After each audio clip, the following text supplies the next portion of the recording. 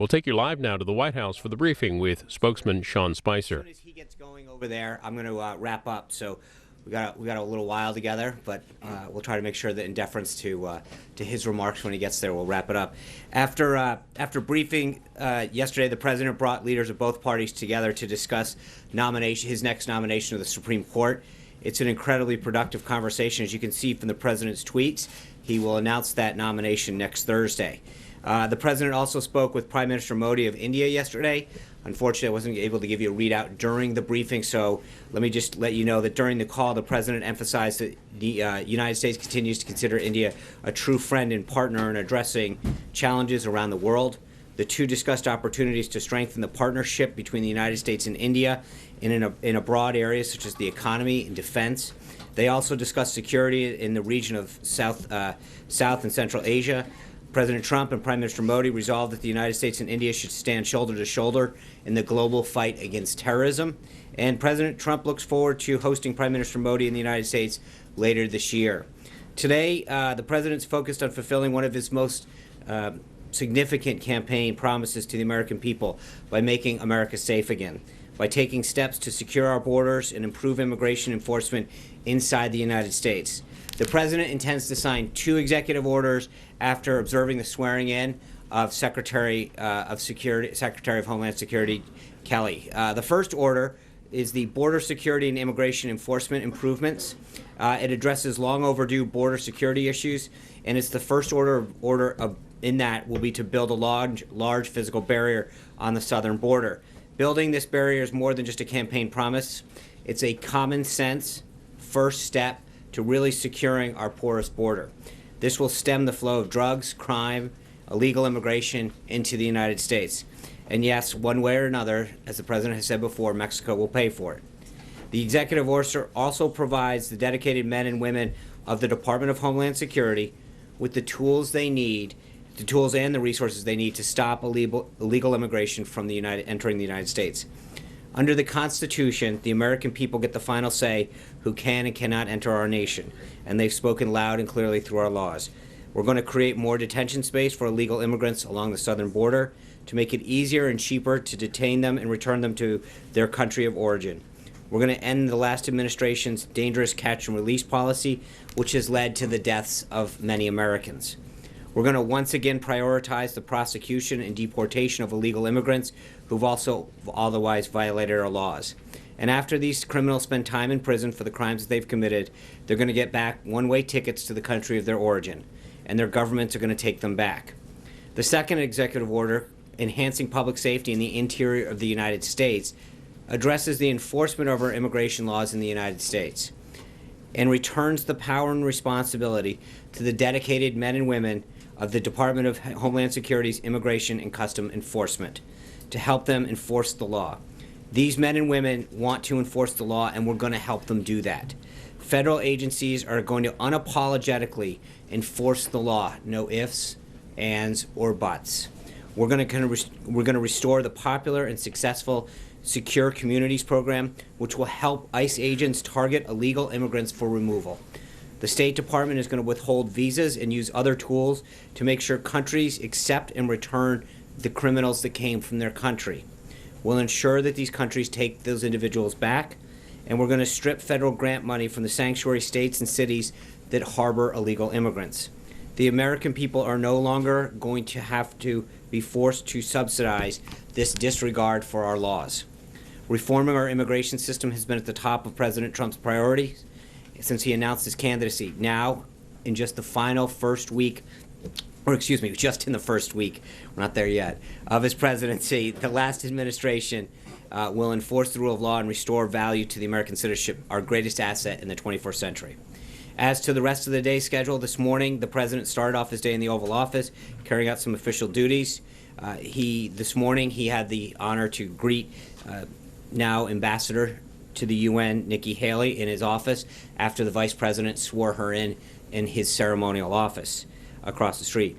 As one of the most respected governors in the country, Ambassador Haley has a proven track record of bringing people together, regardless of their background or differences, to create opportunities for bettering her state and now our nation. The president is pleased that Ambassador Haley, to the best of my knowledge at least, is our nation's first Indian American cabinet level officer. That's a big deal for Indian Americans throughout this country. And now she is able to get to work representing our nation as our nation's top diplomat. In just a few minutes, the President will be departing the White House to visit the Department of Homeland Security, where, as I mentioned, he'll attend the swearing-in of Secretary Kelly, would then be briefed by FEMA on the storm relief efforts in the Southeast, and conduct other related business specific to keeping our nation safe. Secretary Kelly has dedicated his life to protecting our country, enlisting in the Marine Corps in 1970, commanding at every level from platoon commander through the corps level and combatant command. He has a sincere commitment to fighting the threat of terrorism inside of our country and ending the dangerous flow of illegal immigrants through our borders. The President's looking forward to working with Secretary Kelly to implement his plans to restore our borders and protect our country. For everyone keeping score at home, this brings us up to 4 total confirmations of our cabinet or cabinet level appointees. And as a reminder, the Obama administration had 12 done at the end of their first week. So needless to say, we think Senate Democrats should continue to spend some quality time getting our nominations moved out of the Senate. This afternoon, the President will have his final public event anyway, by speaking on the phone with Mississippi Governor Bryant. They're going to discuss storm relief and recovery efforts underway in Mississippi and any help that the governor needs from the federal government. Today, the President also announced the appointment of an incredibly qualified team to serve under the guidance of White House counsel Don McGahn to address compliance and ethics matters. This team consists of Stefan Pasatino, Deputy Assistant to the President and Deputy General Counsel to the President, Udom Dillon, Scott Gast, and James Schultz as Special Assistants to the President and Associate Counsel. Together, these esteemed lawyers have decades of experience in political counsel, serving senators, members of Congress, congressional committees, governors, and federal agencies. The appointment of a team of this caliber at such a high level reflects the critical importance of ethics compliance to President Trump and his administration. Stefan has received the highest praise from party leaders of both sides from whom he has worked with. As former Gingrich said, no one understands the ethics process better than Stefan. And as you saw from his tweet this morning, the President is looking into various options to address voter fraud. On Thursday, he'll travel to Philadelphia for a retreat with congressional Republicans, where in addition to discussing his legislative agenda, he'll also provide an update on the actions that he's going to be taking in the next few days. And finally, before you ask, because I know it's an issue that's near and dear to me, I was asked yesterday about the status of the invitation of Prime Minister Kenny from Ireland to visit the United States on St. Patrick's Day, and I'm pleased to announce that the President has extended that invitation. It happened actually during the transition period, and we look forward to the Prime Minister attending. With that, I'd love to take some questions. Dave Boyer, Washington Times. Thank you, Sean. Can you shed any light on this draft memo that's going around about interrogation practices and return? Yes, I can lend a lot. What agency did it originate in? I don't know. It is not a White House document. And I would just urge those people who have reported on it, this is now, I think, the second day that we've had a document that was not a White House document get reported on as a factual document. It is not a White House document. I have no idea where it came from, but it is not a White House document. Did the President direct that it be drafted in the first place? No. I mean, as I said, it is not a White House document. So I'm not sure where it came from or how it originated, but it is not a White House document. I don't know how much clearer I can say with that. Lori Montenegro from Telemundo. Thank you, Sean. With regards to the executive order the President will be signing today, with regards to the wall, it's already been estimated that it will cost billions of dollars. Has the administration figured out how Mexico will pay for this, and do you have any guarantee from Republicans in Congress that they will provide all of the funding necessary to see this project come to completion? Also, about 2 days ago, you were asked about DACA. Yeah. And some of the dreamers, as they are known, have lots of questions regarding what is their future. Right. I mean, do they continue to apply? Those that applied for renewal, will their applications be processed? And with regards to stripping funding from the sanctuary cities, what fundings are we talking about with regards to that? Thanks, Lori. I think with respect to the last part of that first, what the executive order does is it directs the Secretary to look at ways that look at funding streams that are going to these cities of federal monies and figure out how we can defund those streams. So part of this is a directive to the Secretary to look at those funding streams and then figure out how they can be cut off. So that's what the actual order directs them to do. The first part with respect to DACA, I've talked about this a couple days. The order today doesn't specifically deal with that. We will have further updates on the rest of the President immigration agenda further in the week. But as I've mentioned before, I think the President we'll talk about it in an interview tonight, but his priority is first and foremost people who are in this country that seek to do us harm. And he understands, I mean, the President understands the magnitude of this problem. He's a family man. He understands. He has a huge heart, and he understands the significance of this problem. But he's going to work through it with his team in a very humane way to make sure that he understands, that he respects the situation that many of these children are in that were brought here. But his priority with respect to immigration is first and foremost making sure that people who are in this country that are seeking to do us harm or have committed a crime are at the forefront of that. Francesca Chambers. The border and the wall, and how has the administration figured out how Mexico will pay for it? And no, I think the President's working with Congress and other folks to figure out opportunities for that to happen. There are a lot of funding mechanisms that can be used. At this point, his goal was to get the project started as quickly as possible using existing funds and resources that the department currently has, and then to move forward and work with Congress on an appropriation schedule.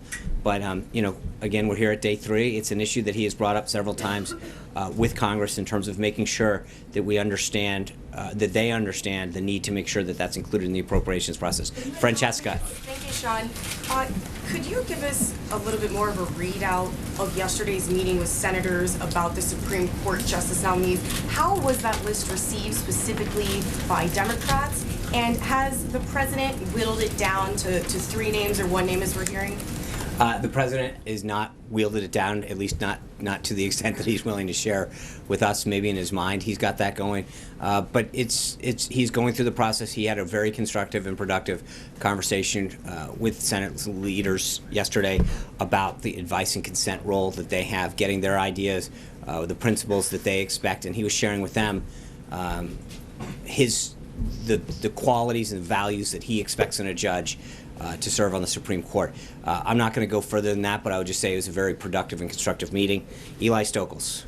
Last night, National Park published tweets that were scientific facts about climate change, and then those tweets disappeared shortly after there. So I'm wondering if this White House had anything to do with that, and if there's a broader, as has been reported by some organizations, if there is a broader mandate going out to federal agencies about halting speech coming from those agencies. No, there's nothing that's come from the White House.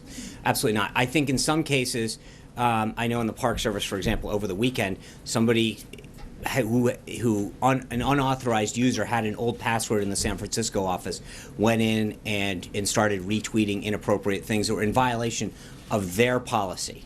And they've directed. I mean, so that again, remember, I know this happened in the EPA is another example of I think some social media contact.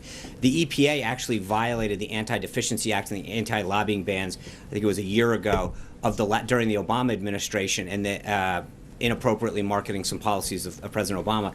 And I think there's a couple of these agencies that have had problems adhering to their own policies, and I would refer you back to them as to why those things are happening, but I know that they are taking steps in both of those 2 cases to address inappropriate use of social media. Yeah. Thanks, Sean. Has the President reached out to Mayor Emanuel or any Chicago law enforcement authorities to discuss the concerns that he expressed in his tweet last night? Well, he met with Mayor Emanuel during the transition, expressed to him his support for the city, the need to deal with the crime and the killings that are occurring in Chicago. I think when President Obama was speaking his farewell address the other day, 2 people were killed the same day that the president was in his home city. And I think the president-elect at the time extended his support to Mayor Emanuel to say that the resources of the federal government are here for you. To the best of my knowledge, that return call for help has not occurred. Yeah, John. John Roberts. Lynn, I will get to you, but but that was very, very enthusiastic, and I appreciate it. You're getting an award today. John, speak up, Lynn. For the record, I very much appreciate and respect Lynn. You mentioned this morning, and the president's brought this up in the news again, that he wants to launch an investigation into voting irregularities in the 2016 election. Yet, Not just to be clear, not just in 2016. I think in terms of registration, where you've got folks on rolls that have been deceased or moved or registered in 2 counties, this isn't just about the 26 election. This is about the integrity of our voting system. and there are studies that back up what he tweeted out this morning to suggest that people are registered in multiple states Right. and that people who were dead are still on the rolls. But attorneys who were representing the president-elect during the recounts in several states emphatically stated, quote, all available evidence suggests the 2016 election was not tainted by fraud or mistake. So how do you square those two things? Well, I think there's a lot of states that we didn't compete in where that's not necessarily the case. You look at California and New York, I'm not sure that those statements we didn't look at those 2 states in particular. I mean, as the president has noted before, he campaigned to win the Electoral College, not the popular vote. He campaigned in places like Iowa. He campaigned extensively to win Maine, too. And I think if you were campaigning to win the popular vote, you don't spend it, with all due respect to my brethren in New England, you don't spend a ton of time in Maine, too, to get that one electoral vote. You would have campaigned more in California, which he didn't. You would have campaigned more in New York, which he didn't. There are big states, very populous states in urban areas where you would have spent more time campaigning, but he played the game according to the rules of the game, which is an electoral strategy. That being said, I think when you look at where a lot of these issues could have occurred in bigger states, that's where I think we're going to look. But I think there'll be more on that as the week goes on, and we'll be able to examine that further. And before I cede the floor to Liv, I'm sorry. You're right. may I ask one question? She's earned it. About the EPA and other departments that have been told to cease and desist in terms of social media. No. Just to be clear, they have not. I'm not saying that. Or suspend. No. whatever. Hold on. No, zero. We have not. No. Okay, but I think I need to make sure that we're clear on this, John. They haven't been directed by us to do anything. I think from what I understand, is that they've been told within their agencies to adhere to their own policies. But that directive did not come from here. But the question is, does the president believe that these agencies and some of the federal workforce has become politicized? I honestly don't know that we've spent a ton of time thinking of that. That we've been fairly busy on other things. It's a good question. I've not asked him that question. I think our focus has pretty much been getting the job done, as you've seen through the meetings that he's had, the work that he's had with members of Congress, the union workers, the auto heads, the other business leaders. I mean, his focus has been much more focused on getting the job done than various tweets that are getting tweeted and unleaded. Hold on, sorry, Lynn Sweet. Not that I want to encourage everyone else to, yeah. This is so important to Chicago. I'm sure. Thank you so much. And President Trump has talked a lot about Chicago. So my question is, he said if Chicago doesn't fix the horrible carnage, I will send in the feds. Could you perhaps share with me a little bit about what is the nature of the federal help that the president has in mind? Right. Whether agents, law enforcement agents, or National Guard, and what factors will determine if he acts? Rahm's people told us that after the meeting in Trump Tower on December 7th, he indeed did tell him things that would help Chicago that he could use, such as summer jobs, more prosecutions, and gun laws.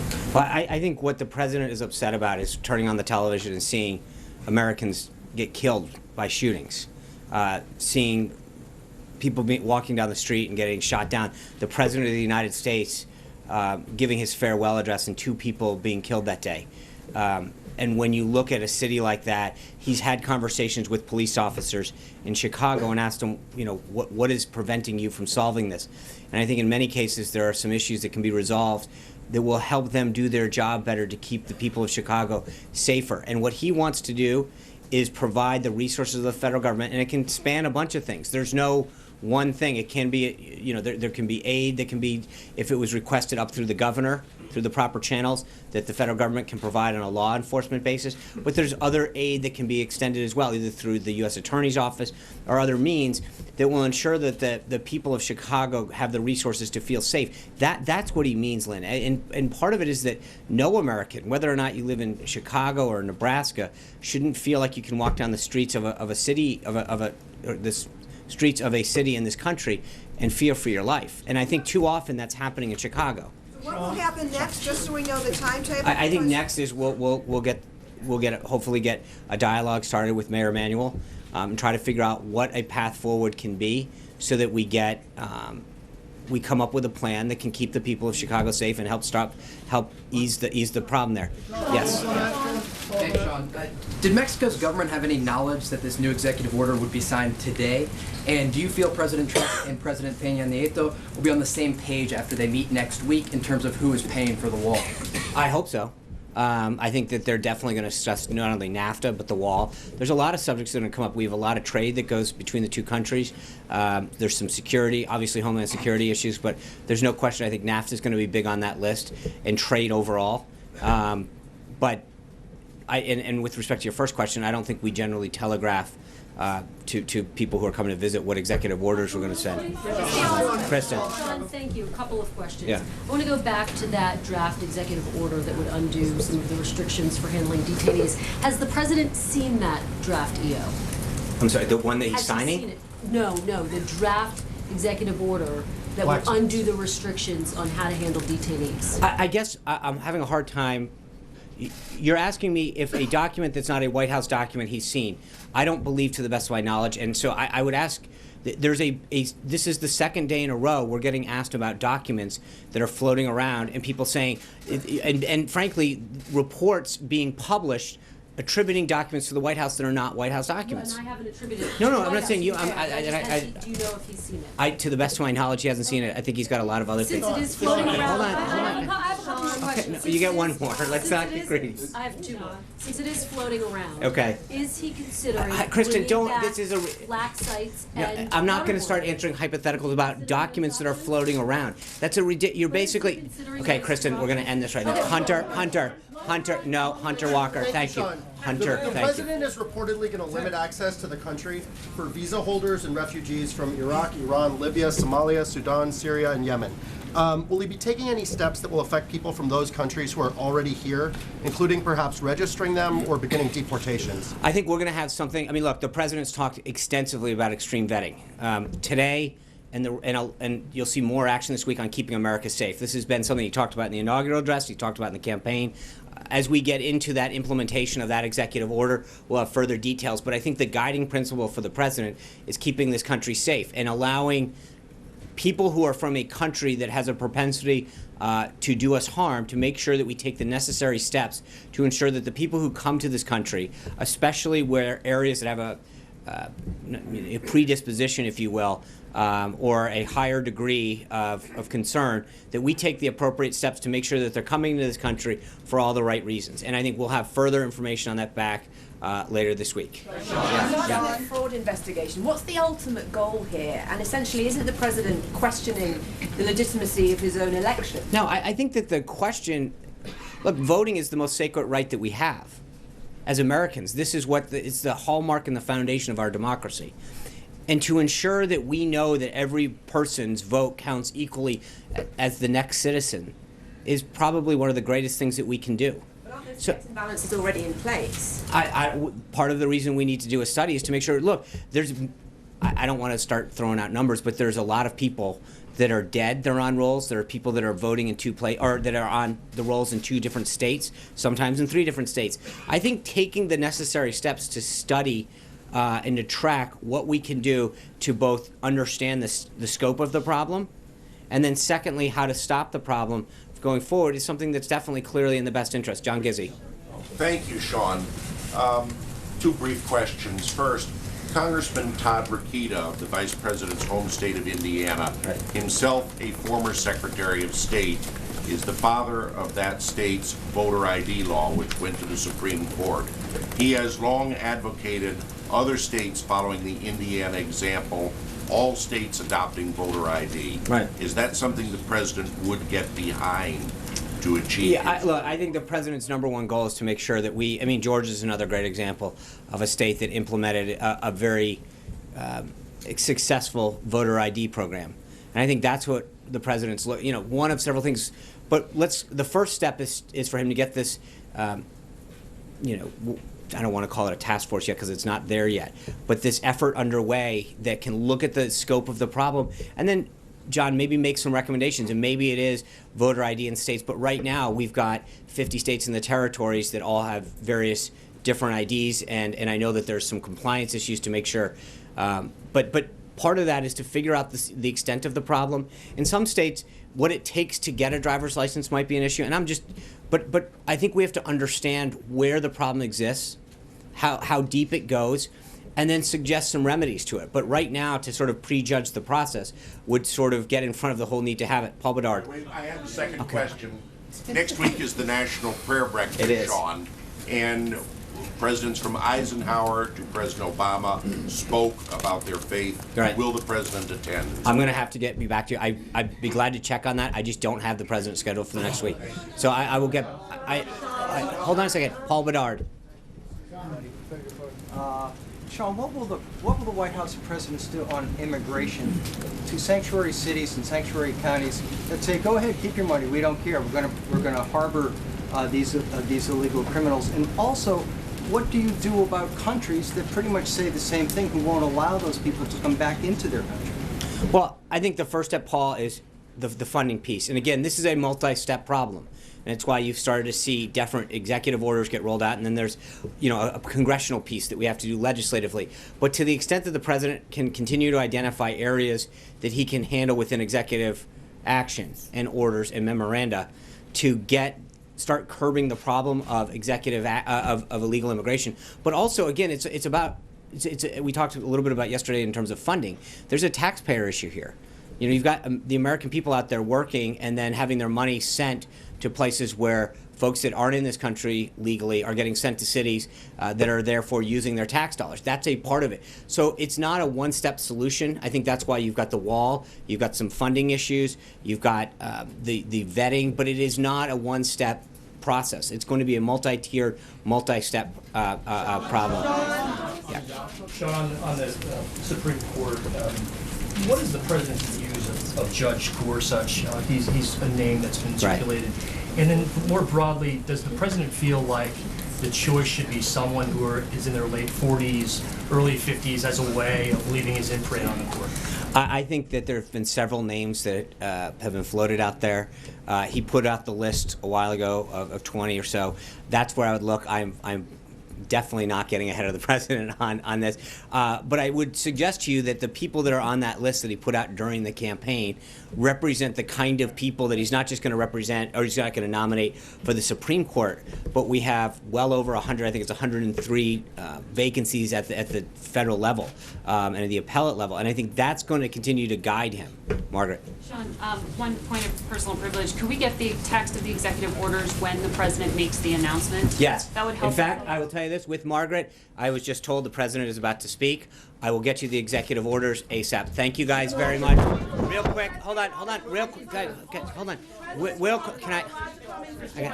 Just for guidance purposes, we will be gaggling tomorrow on Air Force One. Thank you very much. We look forward to seeing you in Philadelphia. Bye, guys.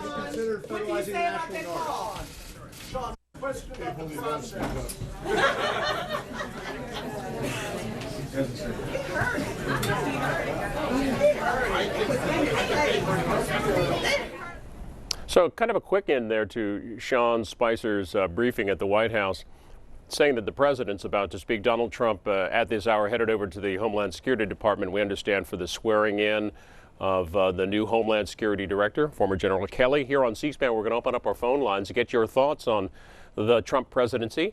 Midweek here in his first week as president. 202-748-8920 is the number to call for Democrats. For Republicans, 202-748-8921.